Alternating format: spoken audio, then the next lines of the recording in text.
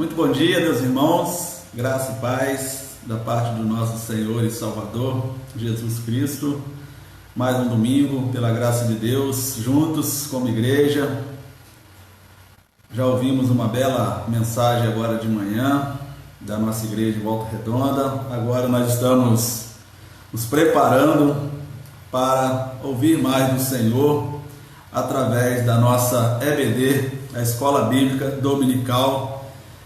Para nós, crentes em Jesus, a melhor escola do mundo, a escola que nos ensina aquilo que realmente nós precisamos saber, aprender, porque o que nós aprendemos da palavra de Deus há consequências eternas. Tudo que nós aprendemos aqui nessa terra é bom, é necessário, mas fica aqui mesmo. O que nós aprendemos da palavra de Deus, essa sim tem consequências eternas.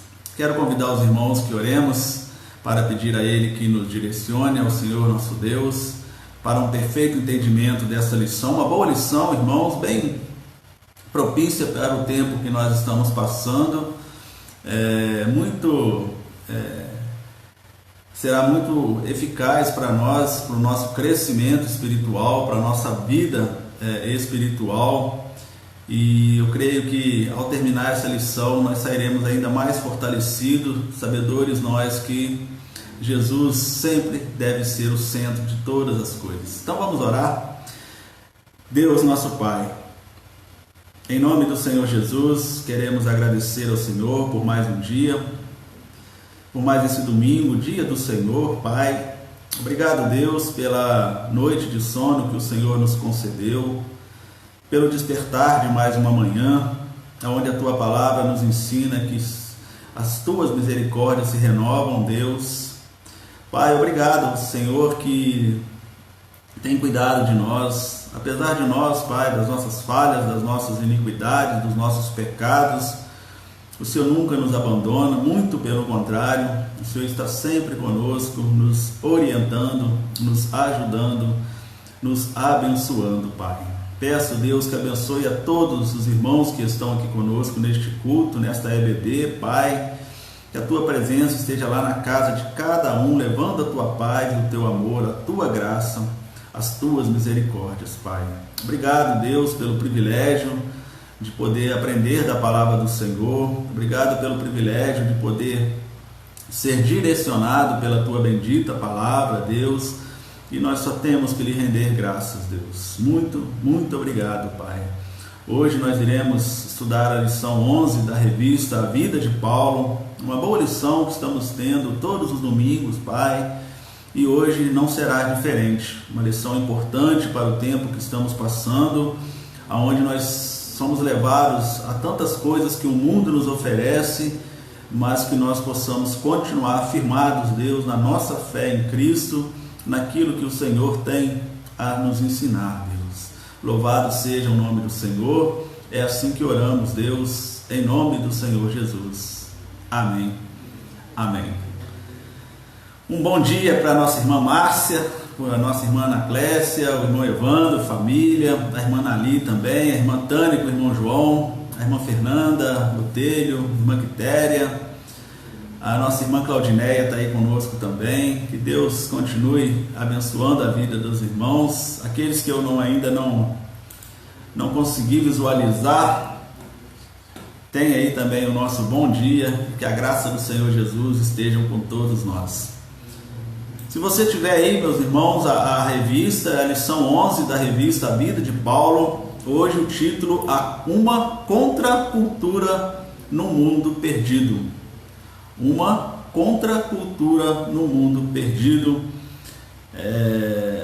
O autor da revista começa com uma introdução da seguinte forma: John Stott, meus irmãos, para quem não sabe, foi um pastor e teólogo britânico, conhecido como um dos grandes nomes mundiais evangélicos. Tem vários livros escritos por ele, inclusive livros excelentes para nós. Então ele foi um pastor e teólogo britânico.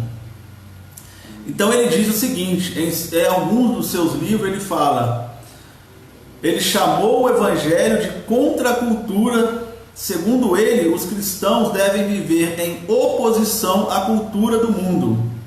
Este está sob o domínio do maligno e nós somos de Deus. Além da cultura do mundo, há também uma teologia do mundo, aceita por alguns setores da igreja e alguns crentes. Primeira lição que nós podemos tirar aqui dessa introdução do autor, meus irmãos, quando ele fala que segundo ele, os cristãos devem viver em oposição à cultura do mundo, porque o mundo está no domínio do maligno. Todos nós sabemos, lá em 1 João, eu vou ler para os irmãos, no seu capítulo 5, versículo 19, diz: sabemos que somos de Deus e que todo mundo está no maligno. Então é isso aí, meus irmãos, nós que somos crentes em Cristo Jesus, remidos pelo sangue do Senhor, a Bíblia é clara quando ela fala aqui, João falando, sabemos que somos de Deus, mas o mundo jaz no maligno. E outra coisa interessante, importante, que o autor também destaca aqui na introdução, meus irmãos, a teologia do mundo aceita por alguns setores da igreja e alguns crentes. Acham que a igreja deve ser amiga do mundo. Esta não deve ser sua preocupação principal, mas sim ser leal ao seu Senhor, à sua vocação, aos valores que recebeu. O que o autor está dizendo para nós, meus irmãos? Muito importante, que algumas igrejas, segundo ele aqui, eu concordo, e também até alguns crentes acham que a igreja deve ser amiga do mundo. E nós acabamos de ler que quem é amigo de Deus é inimigo do mundo, porque o mundo jaz no maligno. Então ele está mostrando para nós aqui que nós precisamos ser igreja com a maior preocupação de ser leal ao Senhor Jesus e não nos moldar às coisas do mundo, aquilo que o mundo oferece para nós e que infelizmente nós temos observado que muitas igrejas, não vamos falar aqui quais, por questão de ética, mas sabemos que são jogadas muitas coisas do mundo nas igrejas para atrair as pessoas, principalmente para atrair os jovens. Tiago, no seu capítulo 4, versículo 4, ele diz o seguinte: adúlteros e adúlteras, não sabeis vós que a amizade do mundo é inimizade contra Deus? Portanto, qualquer que quiser ser amigo do mundo, constitui-se inimigo de Deus. Então, irmãos, Tiago falando para nós aqui, se nós, igreja, estamos querendo levar coisas do mundo para nossas igrejas, se queremos ser amigos das coisas que o mundo nos oferece, ele fala bem claro: portanto, qualquer que quiser ser amigo do mundo, constitui-se inimigo de Deus. Então nós precisamos, meus amados irmãos, como igreja do Senhor neste tempo, pensarmos sobre as nossas atitudes, sobre as nossas ações, sobre os nossos pensamentos, para que possamos observar se estamos sendo amigos do mundo, amigos da igreja. Um pé no mundo, um pé na igreja. Nós precisamos colocar como alvo principal na nossa vida, na nossa igreja, e nós que somos igreja, o viver a Deus, o viver a Jesus de forma leal, de forma correta. Ele diz também assim, há hoje muita gente fascinada pelos valores do mundo, diluindo a mensagem de Jesus para torná-la mais leve. A preocupação com as megas igrejas tem levado alguns a esquecerem que a igreja deve, antes de tudo, lealdade a Jesus e ao seu evangelho. Por isso, nós somos uma contracultura no mundo perdido. A preocupação de megas igrejas tem levado alguns a esquecerem que a igreja deve, antes de tudo, ser leal a Jesus. Por isso, meus amados irmãos e amigos que estão aí conosco, nós precisamos observar o que nós temos feito em nossas igrejas e o que nós temos feito, porque nós somos igrejas que não estamos sendo leal a Jesus Cristo. Tudo aquilo que nós fazemos, seja na igreja, seja na nossa vida pessoal, porque, repito, nós somos igreja, é contrário aos ensinamentos de Jesus, é contrário ao que Jesus ensina e prega para nós através da tua palavra, nós estamos contrário a ele. Perdão. Então nós precisamos observar isso. Então a introdução do autor aqui é essa, meus irmãos, para nós observarmos bem o que nós temos feito como igreja de Jesus que somos. Estamos levando coisas do mundo para a nossa igreja, estamos fazendo coisa do mundo também em detrimento às coisas de Deus. Não estamos glorificando exatamente o nome do nosso Senhor Jesus Cristo. E, repito, Tiago 4,4: se qualquer que quer ser amigo do mundo, constitui-se inimigo de Deus. Então, para que nós possamos continuar a nossa amizade com Deus, o nosso servir a Deus, nós precisamos largar as coisas do mundo.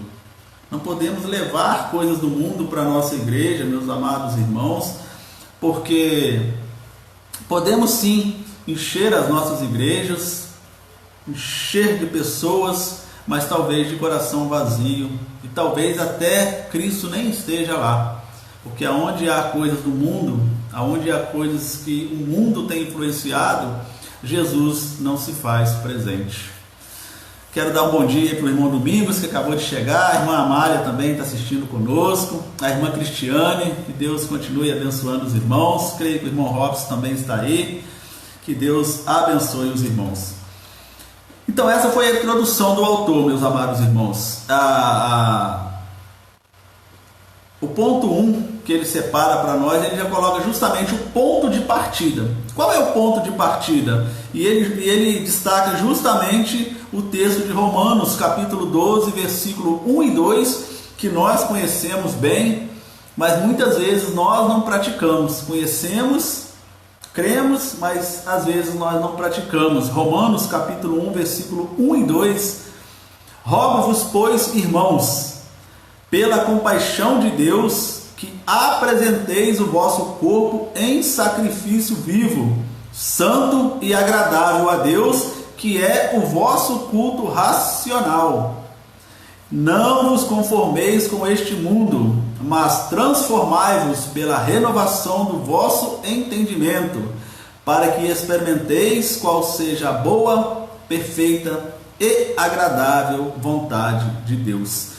Então, o ponto de partida, meus irmãos, que o autor coloca aqui para nós pensarmos juntos, é esse texto de Romanos 1,12, meus irmãos, que fala muito claro para nós: não vos conformeis com este mundo, mas transformai-vos pela renovação do vosso entendimento.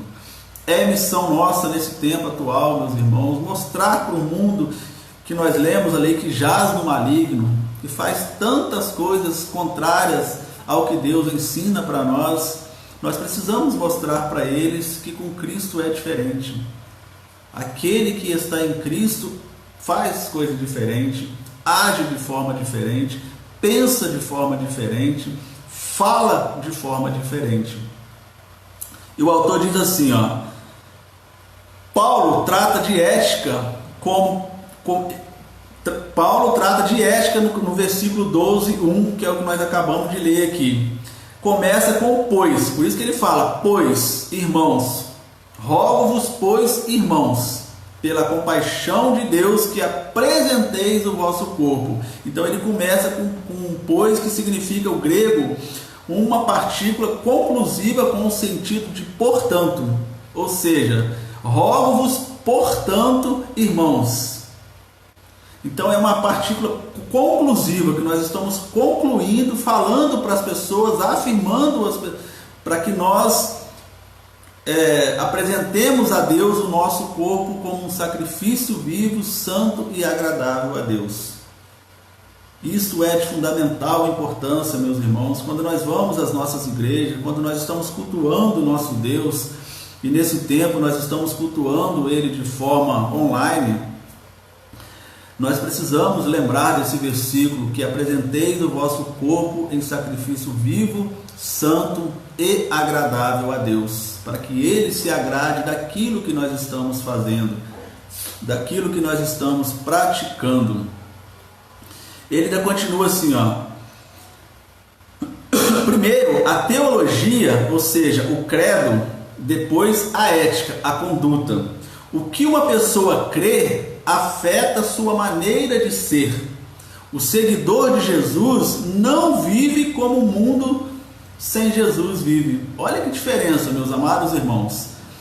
O que uma pessoa que crê, aquilo que nós cremos, deve afetar a forma de nós sermos, de nós agirmos.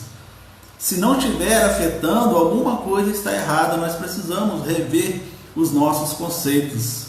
Por isso que ele fala, o seguidor de Jesus não vive como o mundo sem Jesus vive. Isso é de fundamental importância, meus amados irmãos. Efésios, no seu capítulo 4, versículos 17 a 19, diz assim, e digo isto e testifico no Senhor, para que não andeis mais como andam também os outros gentios, na vaidade do seu sentido, entenebrecidos no entendimento, separados da vida de Deus, pela ignorância que há neles, pela dureza do seu coração, os quais, havendo perdido todo sentimento, se entregaram à dissolução para, com avidez, cometerem toda impureza. Paulo falando aqui que ele testifica no Senhor que nós não devemos mais andar como os nércios andam, como os gentios andam, como as pessoas que não têm a Cristo andam, na vaidade do seu entendimento. Nós, meus amados irmãos, como crentes no Senhor Jesus, como firmes na nossa fé em Cristo, por isso que ele falou aqui, uma pessoa que crê verdadeiramente afeta o seu modo de ser.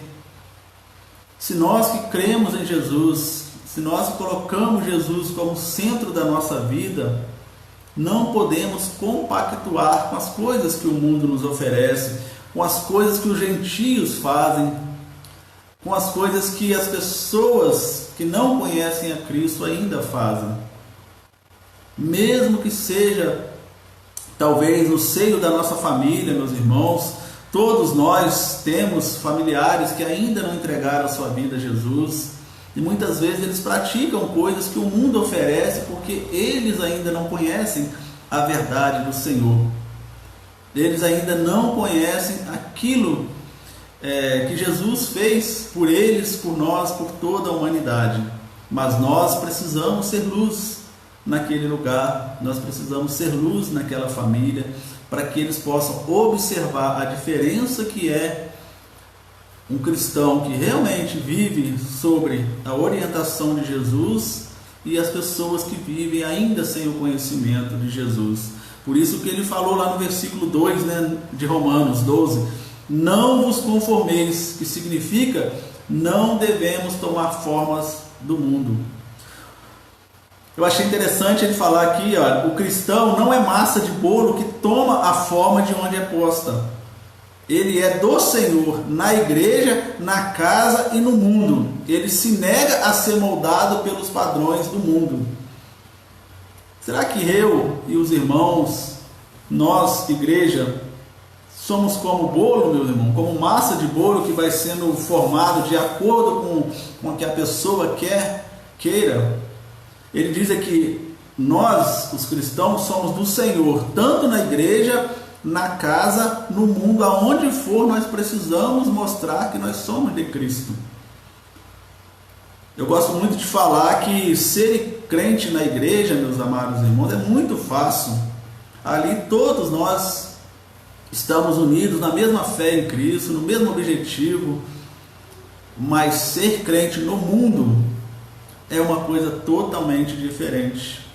E nós precisamos fazer isso e não ser moldado pelo mundo. De acordo com as circunstâncias eu vou agir.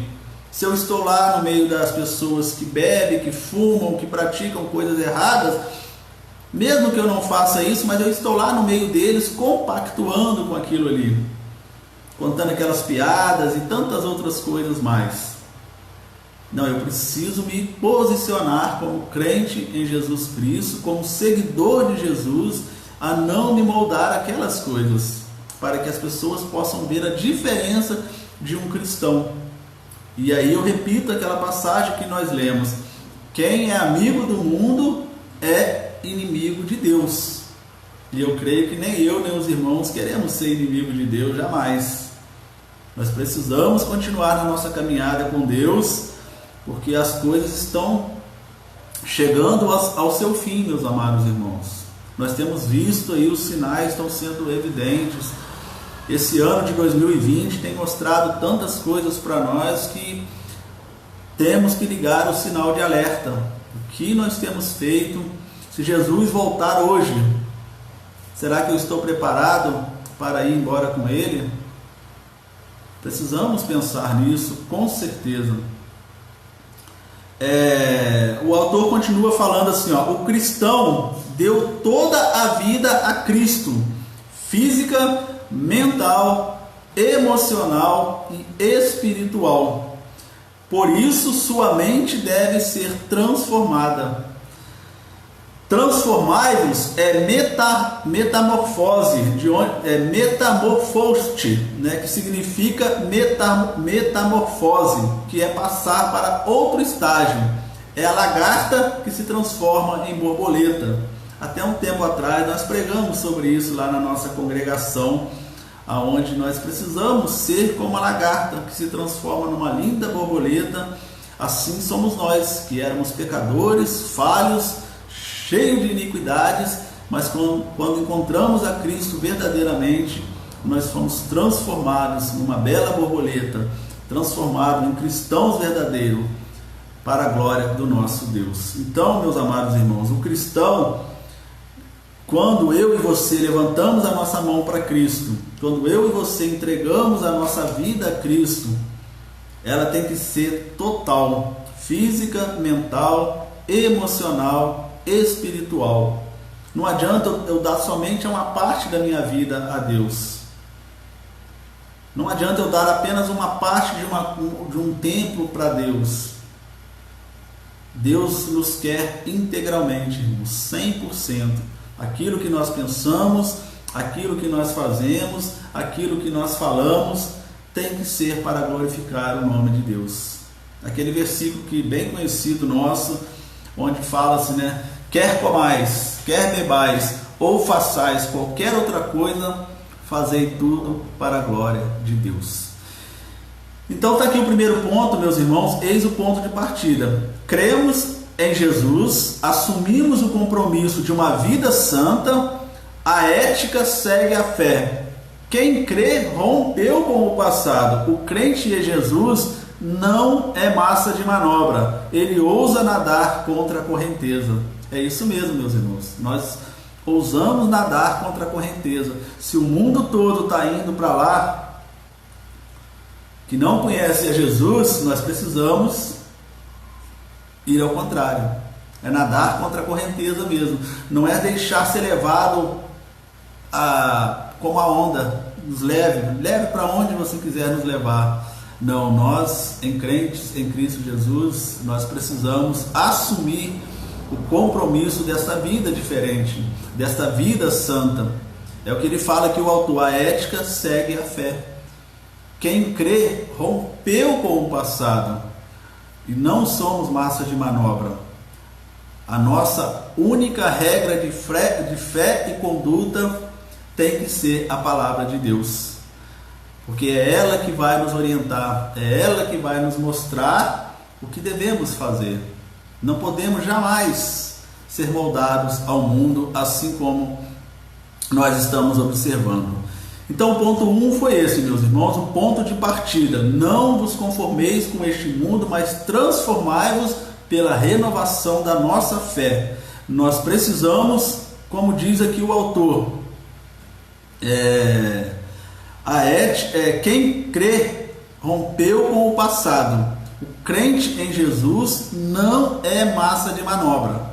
O crente em Jesus tem como viver a regra de fé e conduta em Jesus Cristo. Nós precisamos lembrar, como nós falamos agora há pouco, da metamorfose.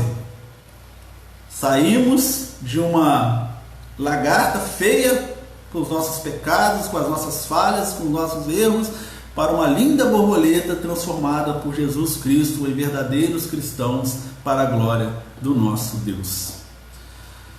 O segundo ponto, o autor fala assim, como o Novo Testamento vê o mundo. Como o Novo Testamento vê o mundo? Interessante, meus irmãos, os irmãos que já leram a revista, creio que observaram uma coisa bem interessante aqui nesse segundo ponto.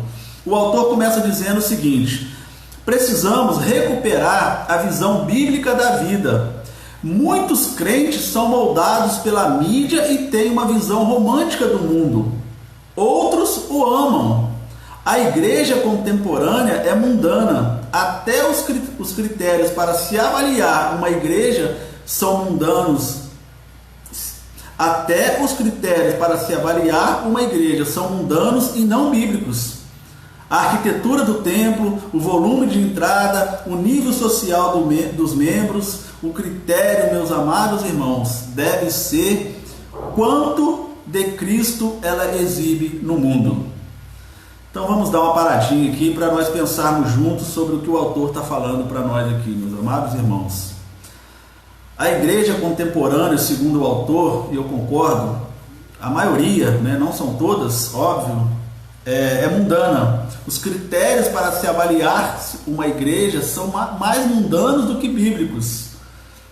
Aí ele até falou que a arquitetura do templo, o volume das entradas, o nível social dos membros, olha-se tudo para avaliar aquela igreja. Não, aquela igreja é muito boa, uma igreja bonita, muito bem feita, muito bem organizada, isso e mais aquilo, aquela igreja é excelente, podemos ir lá, tem um excelente grupo de louvor, tem uma banda lá que toca, que é uma maravilha, tem umas luzes lá em cima do palco que piscam, que na hora do louvor fica uma coisa maravilhosa, lá que é uma igreja legal. O mundo fala isso, meus irmãos. O mundo, repito, lá no início que nós falamos, que jaz no maligno e que nós estamos numa contracultura do mundo, nós não podemos compactuar com isso. Aí ele fala aqui no final, o critério para se avaliar se uma igreja é verdadeira ou não, o quanto de Cristo ela exibe. Meus irmãos, se nós não olharmos para nossas igrejas desta forma, que o quanto de Cristo ela exibe ao mundo, nós estamos fadados a um viver fora de Deus. Porque eu vou sempre repetir esse versículo, meus irmãos, porque a amizade do mundo traz inimizade com Deus. Se nós estamos levando essas coisas todas para a nossa igreja, para que ela possa ser bem avaliada pelo mundo, nós estamos indo ao contrário do que Jesus quer para nós. As nossas igrejas precisam ser cristocêntrica. Cristo precisa ser o principal da nossa igreja. Como o autor diz aqui, o critério para se avaliar se uma igreja é boa, se uma igreja é verdadeira, não são a quantidade dos seus membros, não é a qualidade das suas músicas. É lógico, meus irmãos, nós precisamos sempre fazer o melhor para Deus. Mas o critério principal, o essencial, é o quanto ela exibe de Cristo, o quanto ela fala de Cristo, o quanto ela prega a mensagem da cruz, o quanto ela fala que nós somos pecadores e que nós devemos nos arrepender, o quanto ela fala, como nós lemos aqui no primeiro ponto, de transformação, da metamorfose. Éramos uma coisa, hoje nós somos outra. Então essa deve ser a nossa avaliação, meus irmãos. Não devemos nos moldar às coisas do mundo. Não devemos avaliar as nossas igrejas com as coisas conforme o mundo avalia. E sim, se ela é cristocêntrica. Se nós temos uma igreja que prega a palavra de Deus, se nós temos uma igreja que prega a mensagem da cruz, que prega Jesus Cristo, que fala de Jesus, que dá ênfase na palavra de Deus e não deixa apenas ali 10, 5 minutinhos para a palavra de Deus, nós precisamos avaliar, meus irmãos. Nós não podemos deixar isso acontecer jamais, porque eu repito, o tempo está se acabando, meus irmãos. Pode ser que Jesus volte na nossa geração ainda. Será que eu e você estamos preparados para quando Jesus voltar? Pensemos nisso, meus amados irmãos. O autor continua falando: como o Novo Testamento vê o mundo? Ele faz uma pergunta. Não o cosmo ou as pessoas que Deus amou, mas o mundo como um sistema de valores corrompidos. Não é um olhar positivo. Somos filhos de Deus no meio de uma geração corrupta. Vou ler para os irmãos Filipenses 2,15. Filipenses 2,15. Para que sejais irrepreensíveis e sinceros, filhos de Deus, inculpáveis no meio de uma geração corrompida e perversa, entre a qual resplandeceis como o astro do mundo. Olha que interessante, meus irmãos. Somos filhos de Deus no meio de uma geração corrupta. No longo texto de Efésios, capítulo 4, versículo 17 a capítulo 5, versículo 21, há uma descrição do mundo que é como não devemos ser. Eu não vou ler o texto aqui agora, meus irmãos, que é um texto bem grande, mas anote aí na sua agenda, um papelzinho, leia depois aí, Efésios, do capítulo 4, versículo 17 até o capítulo 5, versículo 21, aonde ali Paulo descreve tudo aquilo que o mundo oferece para nós, oferece para as pessoas. Então, por isso que ele fala, meus irmãos, em 1 João 2,15, ele é a palavra de Deus: não ameis o mundo, nem o que há no mundo. Se alguém ama o mundo, o amor do Pai não está nele. É o que nós falamos lá em cima, lá no início. Aquele que ama o mundo, o amor do Pai não está nele. Nós precisamos rever algumas coisas da nossa vida, meus amados irmãos. O que nós temos feito na nossa vida, principalmente agora, neste tempo que nós não estamos congregados como igreja, fisicamente, virtualmente sim. Repito, nós estamos prestando cultos ao Senhor através da internet, com reverência, com temor, com gratidão pela oportunidade, mas nós não estamos fisicamente ali na igreja, onde faz uma grande diferença, meus amados irmãos. Bom dia, minha irmã Marcela, que Deus abençoe a irmã, que a paz do Senhor Jesus esteja com todos nós. A igreja de Jesus, continua o autor dizendo, meus irmãos, não pode ser moldada pelo mundo, nem ceder aos seus apelos. A conversa das igrejas amigas do mundo é perigosa.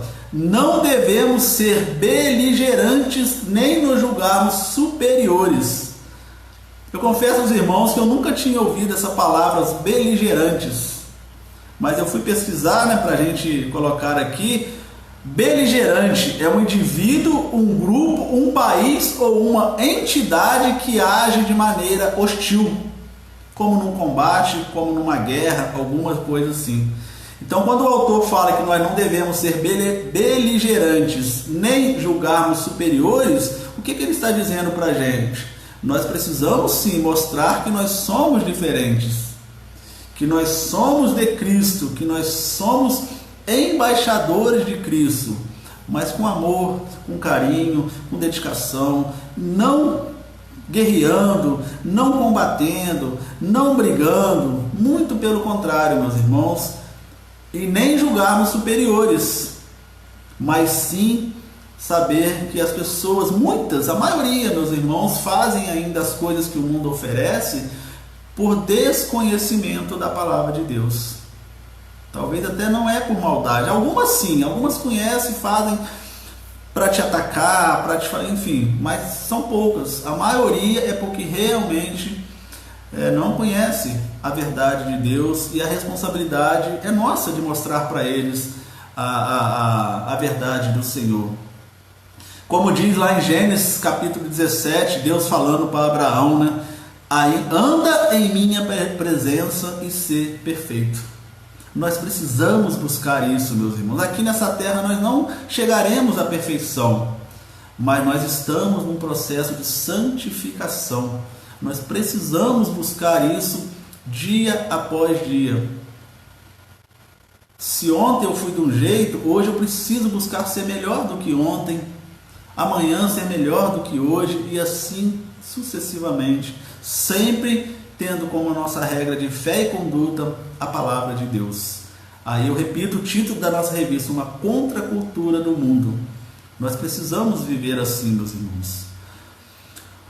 O autor fala ainda, o padrão de vida para a igreja está no Novo Testamento. Olha que interessante, o padrão de vida para a igreja, nós, igreja, está no Novo Testamento, não em pesquisa de opiniões ou planos de marqueteiros eclesiásticos. Ela deve ser santa e não bajuladora de pecadores.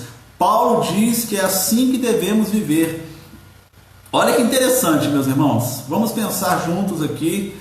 Se os irmãos quiserem colocar algum comentário, ajudar aí na exposição da nossa lição, fique à vontade, meus irmãos. É sempre bom nós termos opiniões vindas da palavra do Senhor para o nosso crescimento espiritual.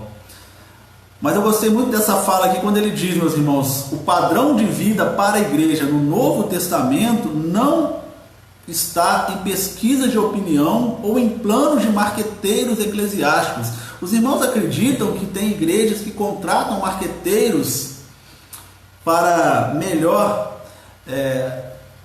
entre aspas, a igreja se posicionar no mundo?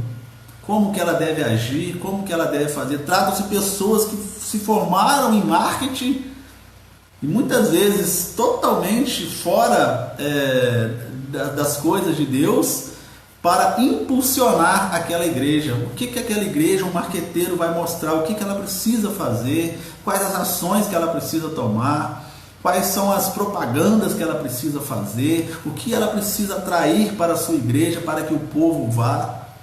Infelizmente acontece isso, meus irmãos. Igrejas contratam profissionais de marketing para impulsionar a sua igreja. Ainda mais agora neste tempo de redes sociais tão avançado que nós estamos. E isso não vem de Deus, meus irmãos. Como ele mesmo diz aqui, o padrão de vida do Novo Testamento deve ser santa e não bajuladora de pecadores. Uma outra coisa muito importante para nós, igreja, meus irmãos, nós não podemos jamais bajular pecadores. Pode ser a pessoa com maior dízimo da igreja, talvez seja aquele dízimo que praticamente sustenta a obra do Senhor. Se está em pecado, nós não podemos compactuar com isso.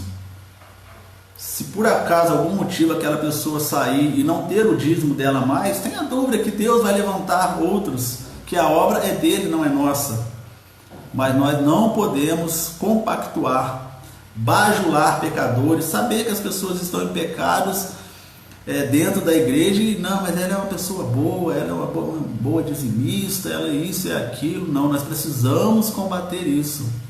Igreja nenhuma é perfeita, meus irmãos. Talvez o irmão possa estar pensando, mas lá na minha igreja tem alguém lá que... Aí, meus irmãos, por isso que a Bíblia é muito clara, fala, cada um dará conta de si. O pastor, o líder da igreja, se souber do pecado do irmão, ele não pode compactuar, ele precisa trabalhar para resolver aquela questão. A igreja, se souber, precisa trabalhar, porque isso é bíblico, precisamos resolver isso. Mas há pecados, meus irmãos, que aos nossos olhos humanos não conseguimos saber. Mas aos olhos de Deus não tem como esconder. E aí a pessoa vai dar conta dela a Deus.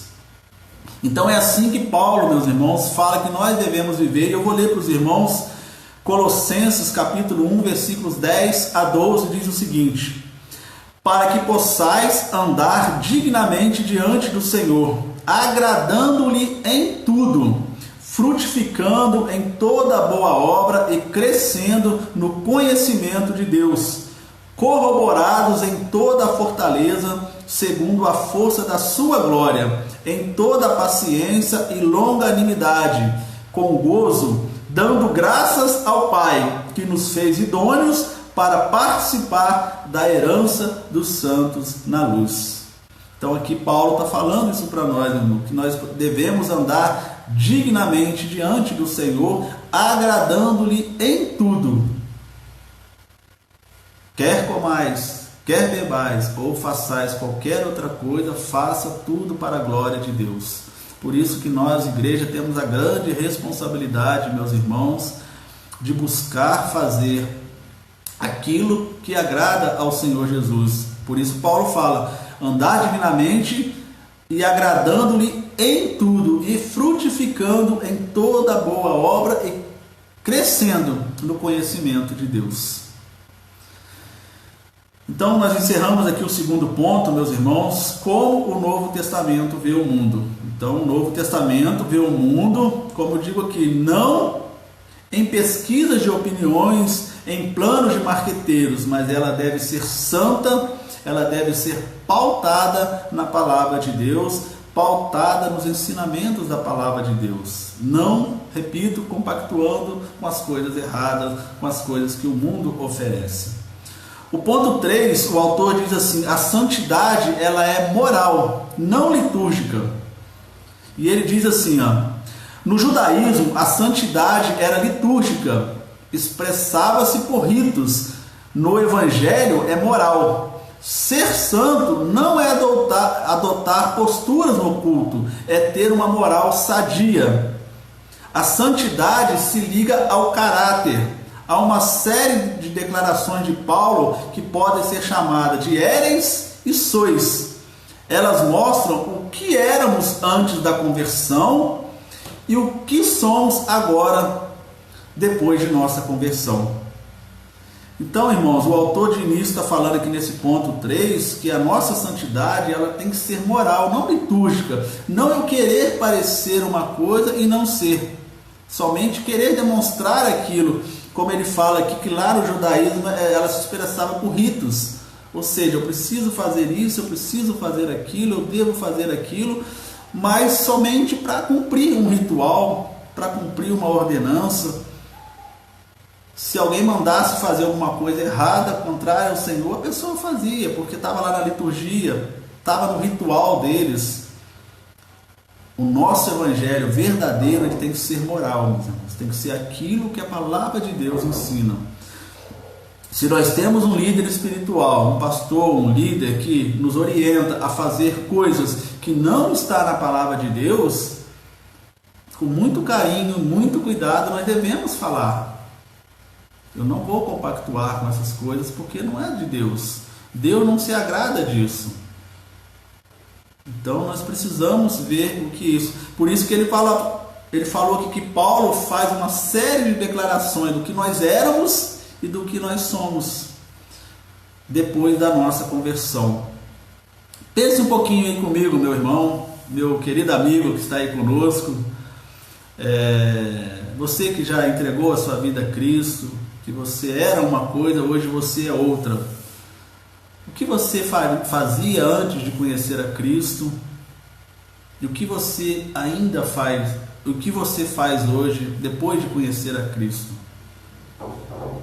Observe aí a transformação que Cristo fez na sua vida. Eu creio que muitas, mas eu creio também que há muitas ainda a serem feitas.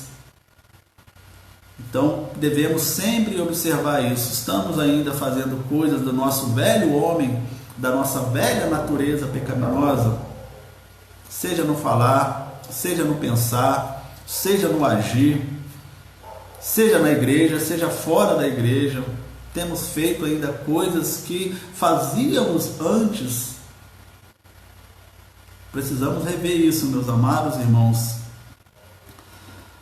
O autor, os irmãos que estão com a revista aí, pode observar que o autor sugeriu vários textos aqui para vocês lerem, para nós lermos alguns textos que falam do que nós éramos e alguns textos falam do que nós somos depois da nossa conversão. Então eu sugiro os irmãos que têm a revista aí, a revista foi colocada lá no grupo da nossa igreja. Foi colocado lá a revista da vida de Paulo. Depois vocês observam e leem aí nas suas casas para que vocês possam ver o que a palavra de Deus diz quando éramos e o que a palavra de Deus diz depois que nós passamos a crer em Cristo. Eu separei Romanos 6:20 aqui, que diz assim, porque quando éreis servos do pecado, estáveis livres da justiça, e que fruto tinhais, então, das coisas do que agora vos envergonhais, porque o fim dela é a morte. Paulo então estava falando aqui das coisas que nós éramos, das coisas que nós fazíamos quando ainda estávamos sob a escravidão do pecado. Nós estávamos livres da justiça, e ele fala, e que fruto tinhas então das coisas de que agora vos envergonhais. Os irmãos, eu creio que acontece com todos nós, tem muitas coisas que nós praticávamos antes da nossa conversão, meus irmãos, que hoje nós nos envergonhamos daquilo que nós fazíamos antes. Mas pela graça de Deus, Ele nos perdoou em Cristo Jesus, e nós não podemos deixar que Deus já nos perdoou, não devemos mais praticar aquilo, mas às vezes a gente lembra de algumas coisas que nós fizemos e que nos traz vergonha, que nos traz tristeza, mas pela graça de Deus, a graça dele nos alcançou e hoje nós não praticamos isso mais. Então leia aí na sua casa depois esses versículos, são bem interessantes, importantes para ainda para o maior entendimento ainda dessa passagem. Aí o autor fala assim, meus irmãos, os exames dessas passagens mostram que a conversão é um divisor de águas na vida moral da pessoa. Meus irmãos, se a conversão não foi um divisor de água na minha vida, na sua vida, algo precisa ser feito. O exame dessas passagens, que vocês irão ler depois, mostra que a conversão é um divisor de água. E tem que ser, meus irmãos, aquilo que eu praticava antes, eu não posso mais praticar agora. Aquilo que eu pensava antes, eu não posso ficar pensando agora. Aquilo que eu fazia antes, eu não posso fazer agora, porque vai contrário ao que o Senhor mostra para nós. Então tem que ser. Mudou-se, olha que legal, mudou-se o destino final, do inferno para o céu. Mudou sua vida aqui na terra, seus valores mudaram. Quem aceita Cristo tem um novo jeito de viver. O comportamento do mundo não é sadio. Podemos nos acostumar com o adultério, o roubo, o homossexualismo, a violência, porque a mídia deseja essas coisas em nossas casas e nos anestesia. Mas elas são pecados. Mesmo que as leis humanas as autorizem e punam quem as combata, elas são pecado. A Bíblia diz que são pecado. Então o que o autor está ensinando para nós aqui, meus irmãos? Que os valores mundanos, primeiro ele fala que quando nós nos convertemos, nós mudamos do céu para o inferno. E é verdade, né, meus irmãos? Que a Bíblia diz claramente que todos nós nascemos condenados. Lá em João 3,18 fala isso. Quem crê não está condenado, mas quem não crê já está condenado, ou seja, já nascemos condenados ao inferno. Então, quando nos convertemos, nós mudamos do inferno para o céu. E também mudou-se a vida aqui na terra. Os valores mudam, a forma de ver o mundo muda, a forma de agir muda. Então ele fala, não podemos nos acostumar mais com adultério, roubo, homossexualismo, violência, que a mídia despeja isso nas nossas casas. Toda hora você liga a televisão, você acessa a internet, a mídia coloca isso como perfeitamente normal. O adultério, o roubo, o homossexualismo, a violência, isso é normal segundo a mídia. Mas nós devemos sempre lembrar, meus irmãos, que são coisas pecaminosas, são coisas contrárias à santidade de Deus e que nós, igreja, não podemos compactuar com isso. E ele ainda fala, e eu concordo, mesmo que as leis dos homens as autorizem, mesmo que a lei dos homens autorize o casamento de um homem com um homem, de uma mulher com uma mulher, a Bíblia não autoriza isso. Para Deus isso é pecado. Então não é porque a lei do homem autorizou que está tudo certo, está tudo bem, não. Nós somos, repito, seguimos a nossa regra de fé e conduta, a palavra de Deus.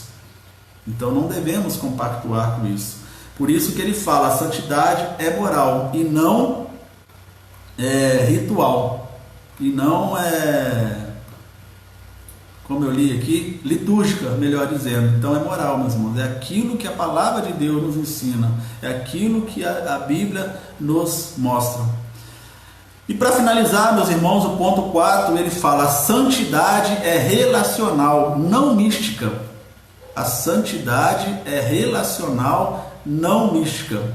Eu gostei muito da introdução que ele fez nesse ponto 4, quando ele fala assim, na Idade Média havia os santos no poleiro. Eram pessoas que subiam em uma plataforma sobre um alto poste e ficavam ali anos a fio. Alguns, quando retirados, tinham os membros inferiores atrofiados, isolavam-se do mundo, viviam de comida que lhes davam e ficavam ao relento. Eram inúteis à sociedade. Santos no poleiro não ajuda o mundo em nada. Vivemos num mundo altamente individualista. Na cultura atual chama-se de pós-moderna. Prevalece o individualismo sobre o coletivo. Somos uma sociedade fragmentada em que cada um busca o seu interesse. Um mundo mesquinho. E é verdade, né, meus irmãos? O mundo hoje, ele olha para o eu, não olha para o todo. Não olha para o coletivo, olha para a individualidade. E nós, falando de igreja, nós somos uma comunidade e não um bando solitário. Deus faz que o solitário viva em família, e isso acontece na igreja. Somos postos como família para nos relacionar uns com os outros.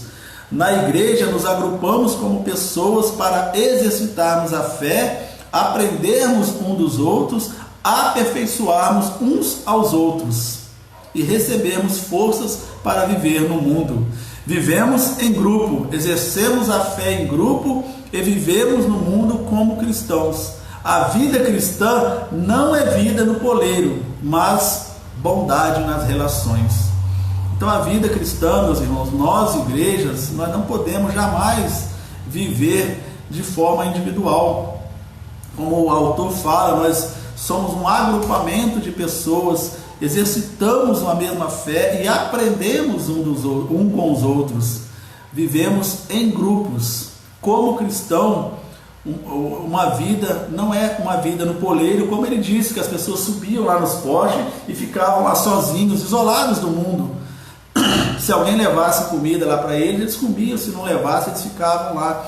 Não servia nada para a sociedade. Então, meus irmãos, nós, igreja, crentes, não podemos viver como poleiros. Chegarmos na nossa igreja, sentamos lá no nosso banquinho e os outros irmãos que façam aquilo que deve ser feito. E eu vou ficar na minha ali assistindo o culto. Uma coisa que nós falamos muitas vezes errado, meus irmãos, eu vou assistir o culto. Não, nós somos igreja, nós vamos cultuar a Deus juntos. Todos somos parte daquele momento ali de cultuar a Deus. Seja o pregador, seja o grupo de louvores, seja quem for. Todos somos iguais, todos estamos cultuando a Deus, e não assistente. Não podemos ser esses homens lá do poleiro. Ele ainda fala assim, muita gente levanta um poleiro espiritual no culto, onde canta, louva, ora, mas não se envolve com os necessitados nem com a obra. Uma coisa que ele destaca para nós aqui, meus irmãos, que tem muitas igrejas, muitos irmãos nas igrejas, que vão na igreja, cantam, oram, louvam, e fazem outras coisas, mas não se envolvem com o todo. Faz somente aquela sua parte. Não, se eu canto, eu vou só cantar e ponto final, vou embora.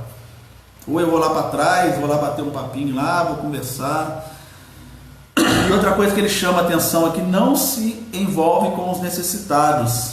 Não se envolve com o reino em geral. Porque uma das funções da igreja, nossa função, meus irmãos, é olhar para as pessoas também. Essa santidade, ela é mística, ou seja, ela é apenas individualista. Ela é como, repito, os moços lá dos santos no poleiro, que ficam isoladas, apenas ela e Deus. Isso quando Deus está com ela realmente. Então esse quarto ponto, o autor chama atenção para nós, meus irmãos, que sou eu, Deus e o meu próximo. Isto é igreja.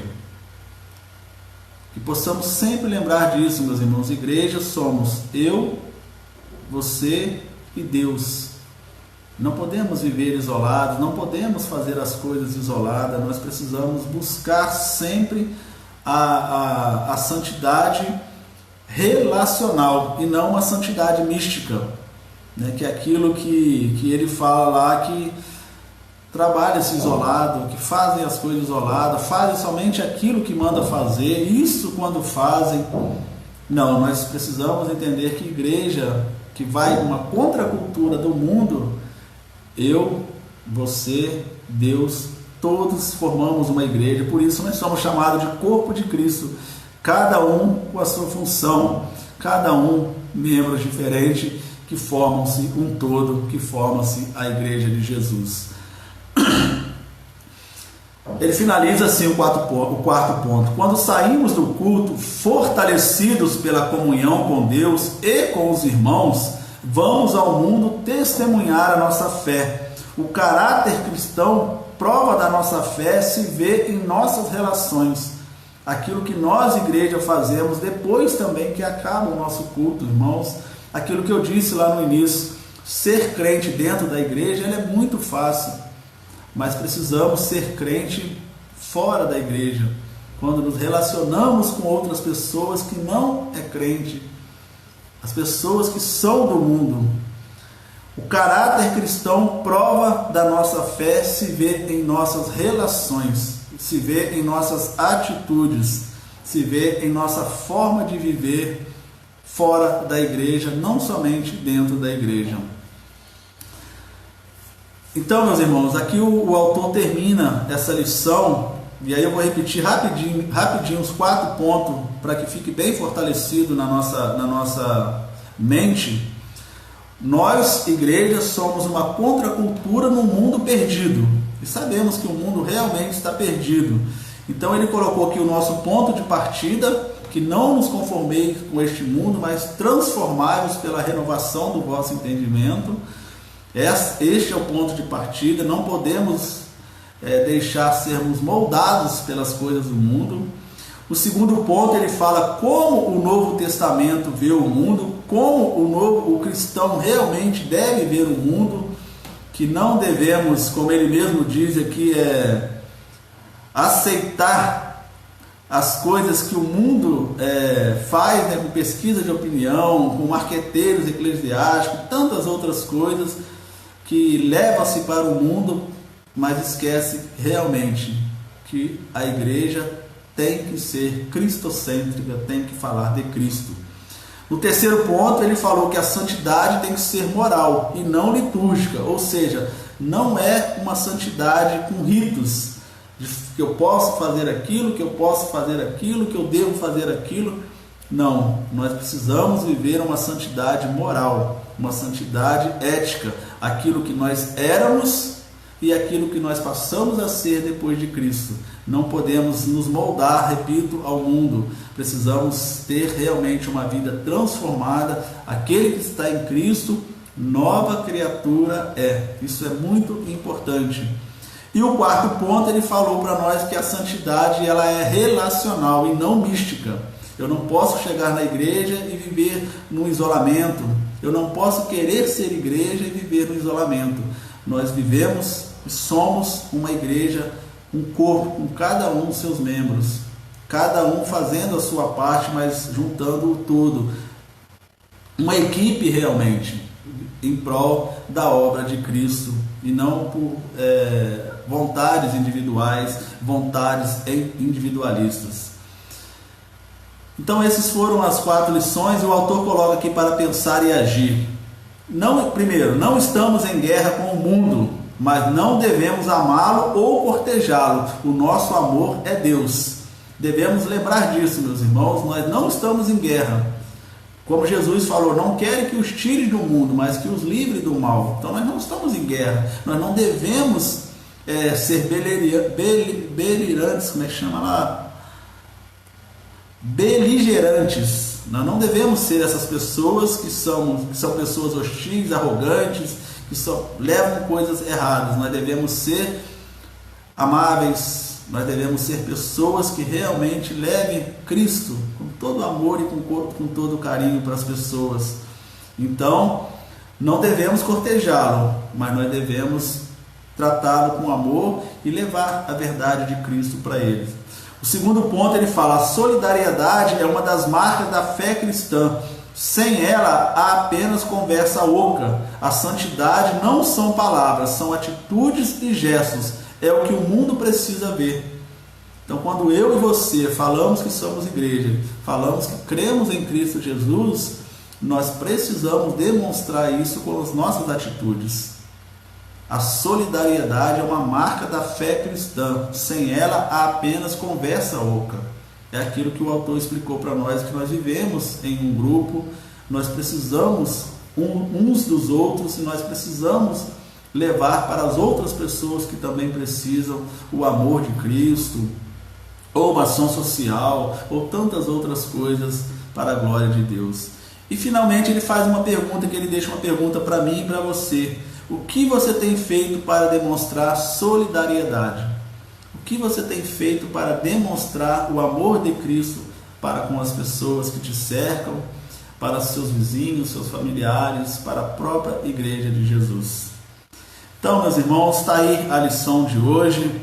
Que Deus nos abençoe para que possamos seguir nesta contracultura ao mundo. Não devemos nos moldar ao mundo, devemos sim seguir aquilo que a palavra de Deus nos ensina como nossa única regra de fé e conduta. E que Deus nos abençoe. Você que esteve conosco aí, você que ainda irá estudar essa lição, tiver alguma dúvida, algum questionamento ou alguma coisa a acrescentar, coloque aí nos comentários, coloque lá no nosso grupo da igreja também, para que nós possamos cada vez aprender mais do Senhor Jesus. Que Deus abençoe o seu dia, que você tenha aí um dia abençoado, um dia protegido pelo Senhor, que Deus o guarde e o proteja de todo mal. E logo mais à tarde, 5 horas, Deus assim permitindo, nós estaremos juntos de novo, onde nós estaremos meditando na palavra do Senhor, uma ótima palavra que Deus nos deu para esse dia, meus irmãos, sobre o episódio da mulher adúltera, onde o título que eu coloquei: da morte para a vida. Aquela mulher estava condenada à morte. A mulher adúltera, pega em adultério por aqueles líderes, ela estava condenada à morte, porque assim era a lei. Mas quando ela teve o encontro com Jesus, ela saiu da morte para a vida. É isso que nós vamos ouvir logo mais à tarde, 5 horas. Convide aí os seus amigos, os seus familiares, compartilhe o link da nossa igreja, para que possamos ter o máximo de pessoas possíveis para ouvir a bendita palavra do Senhor. Então fique em paz e que Deus o abençoe, em nome do Senhor Jesus.